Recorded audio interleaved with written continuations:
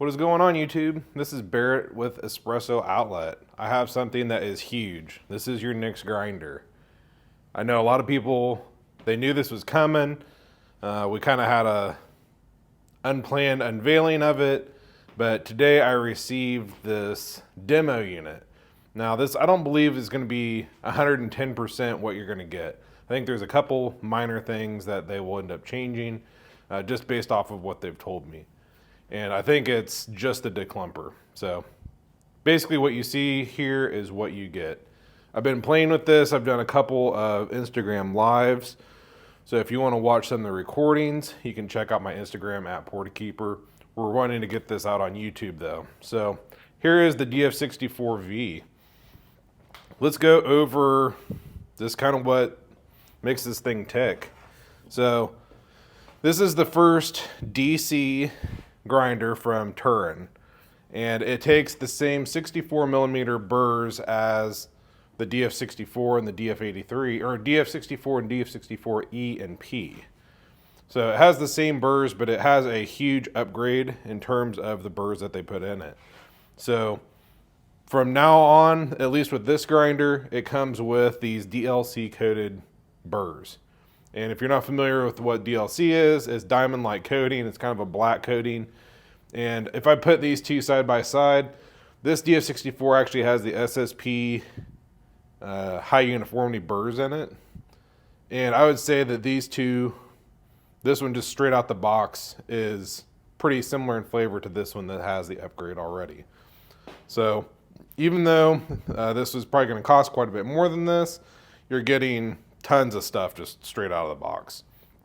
So that leads to a price. I think it's $5.99. You can get it at espressooutlet.net. At least right now, they are pre-sold on the first pre-order, but there is another pre-order of grinders coming within the next few months.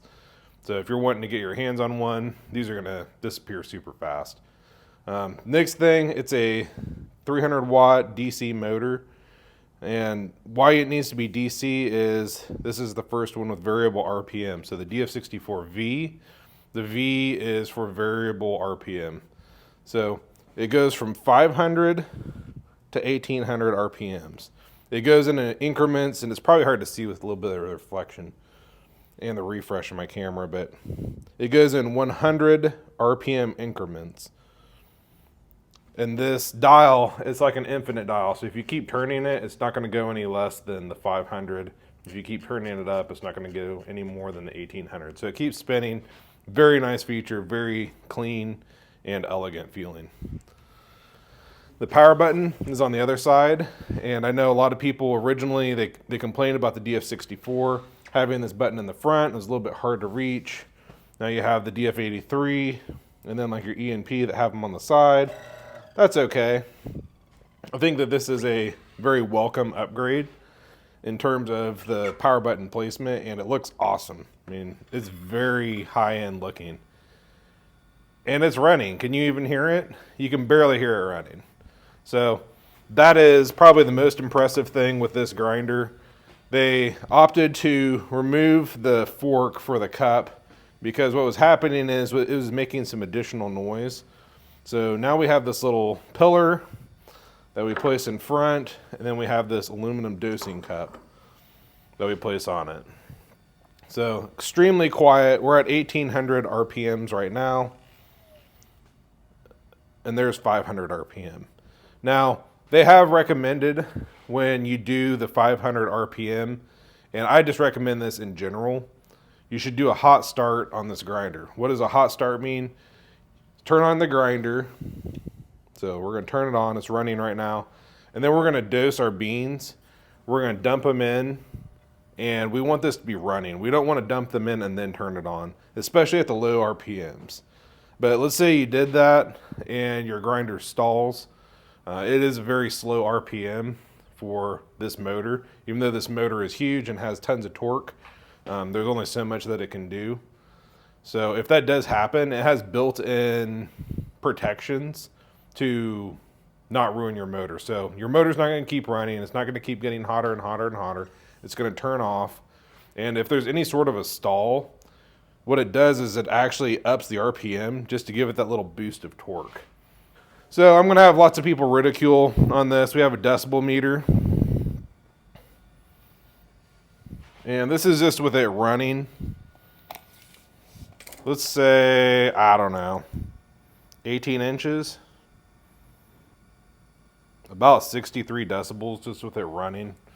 I don't have my camera relocated so that you can see the screen better. I'm going to do a full video just on the decibels. Let's say we go down to 500 at 18 inches.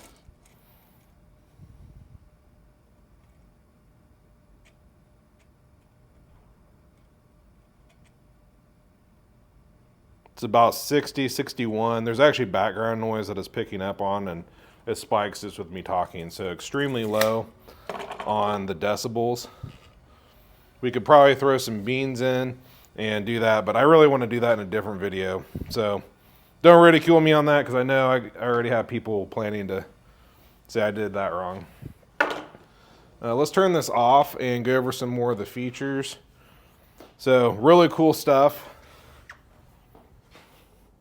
This chute is now magnetic. So no more, if you had the DF64, you had to undo the power button screw and it was the whole base, and it was kind of hard to take apart. Now to clean it, it's as simple as it's magnetic and you just pop it off. And maybe at the end of the day, it actually comes with this little brush. You just sweep out some of the grounds. Has a really simple declumper, nice little metal declumper. Supposedly they're gonna upgrade that a little bit. Let's say you get some coffee kind of up on the edges, the entire chute actually comes off. So it's two pieces, and they're held on with magnets. So you can reach in there and you can really clean this thing out extremely nice. And then just pop it back on and pop that back on. So if you're not loving this thing yet, next part is the dial on top of it. So the dial works quite a bit different than the DF64 and the 83, I guess. So on these two, you adjust this whole collar right here. And on this one, this collar actually does not adjust. It goes all the way to 0, and that's it. There is a little white line right here. It's a little bit hard to see with the lighting. And we're on setting 17. So instead of turning this whole dial or this whole collar, we now turn this upper carrier. I recommend, if you're going to go coarse or finer, to turn it on before adjusting. But you can see how easy it is to adjust. So if we put it back on 17, that's where we started. Next really cool thing is, let's say these awesome DLC burrs just aren't your thing, and you want to go with like some of the MP burrs from SSP, like I have in this DF64E behind it. Previously, what you had to do on these grinders is get a replacement upper dial. And with this one, you don't have to do that. What you're going to do is you're going to crank this down until it's 0. And then on the back side, there's a little set screw. And once this collar is 0, you're just going to move that to the 0 mark, tighten your set screw, and then redial in your grinder. So no more messing around with stickers and labels and dials. I took the dial off this. Usually I replace them with the Portakeeper dial, just because I don't like those metal ones that come with it. And really, you don't need any of that anymore. It's going to be pretty sweet. The bellow, it's a lot smaller. This is the V4 bellow, and this is the DF64V.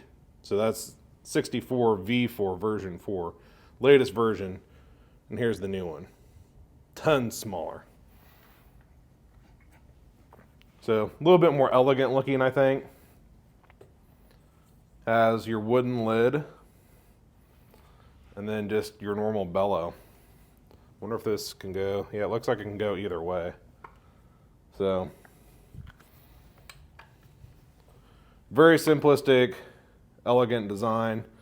Okay, so at the top we have this little funnel, and this is where you're gonna pour your beans. If you look inside, you can see a little metal disc, and that is the built-in anti-popcorn. I did some testing on it, and it works quite well.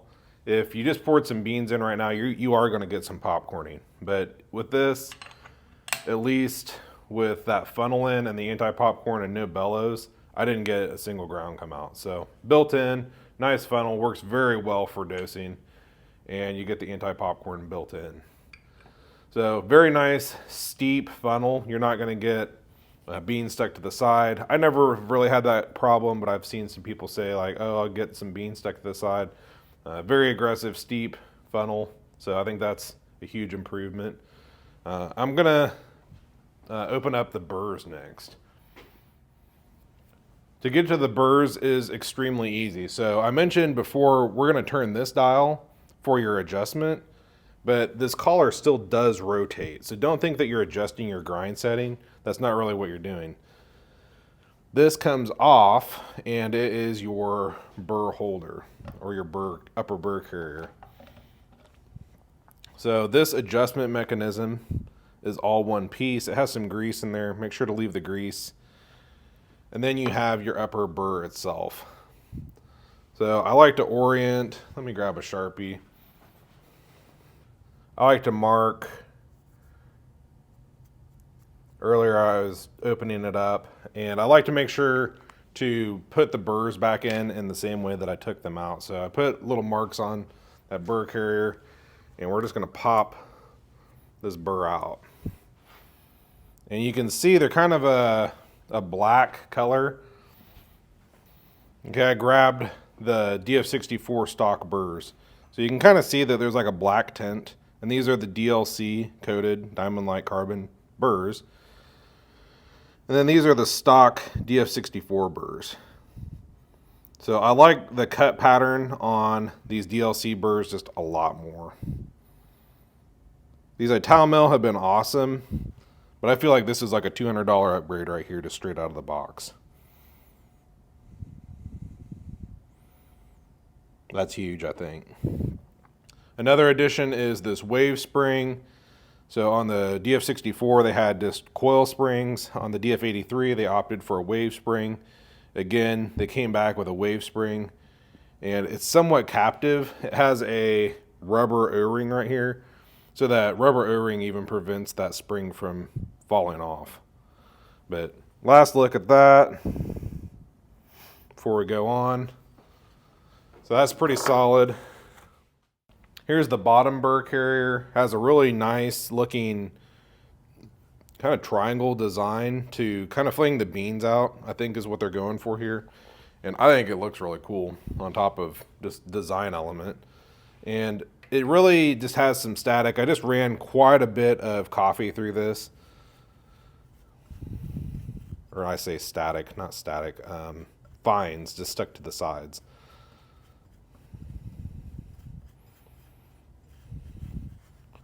So there's your inside of your grinder. I'll probably blow this out and get it nice and clean.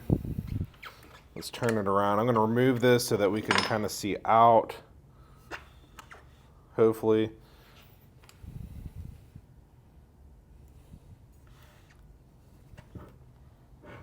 There's your exit chute. It's a very simple exit chute with a very simple metal declumper.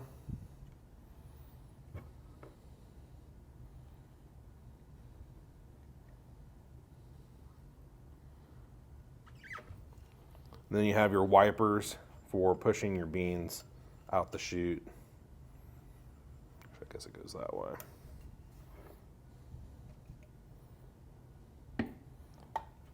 So this thing's very easy to clean, I would say. I mean, it took not that long to open up, and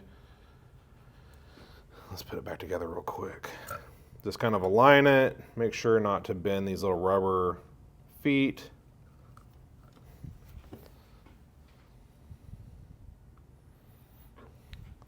And then I like to make sure that there's no grounds on the bottom. I usually go backwards. You shouldn't cross thread it. I know that was an issue with the very early ones. They've upgraded their burrs or their threads on these just so much. So when you get it all the way tight again and you hit that 0 point, You can put your chute backs on, and as long as you haven't moved this dial very much, you can go like right back to your setting. So you shouldn't really lose your setting that poor, at least I don't think, just the way that it's designed, unlike some of the DF64s where once you take off that upper burr, you're kind of trying to tweak it to get your setting back. You will probably move this when you clean it, but it's just so much more elegant. I really love this thing so far. Let's see. Bottom side, 300 watt, has 64 millimeter flat burrs, serial number 1. So, first time seeing it here. Very cool. If you have any questions, we're kind of doing like a question and answer type video. I'll probably shoot that next. Might have to do more than one. But we've had just lots of questions on what does this mean? What does that mean? What's this going to do? What's that going to do? So we want to make sure to answer all those questions. Make sure to drop them in the comments below. That's usually the best place for me to find them. But again, thank you for watching this DF64V. Extremely impressed with it so far. I was talking on a live a little bit ago when I pulled it out of the box.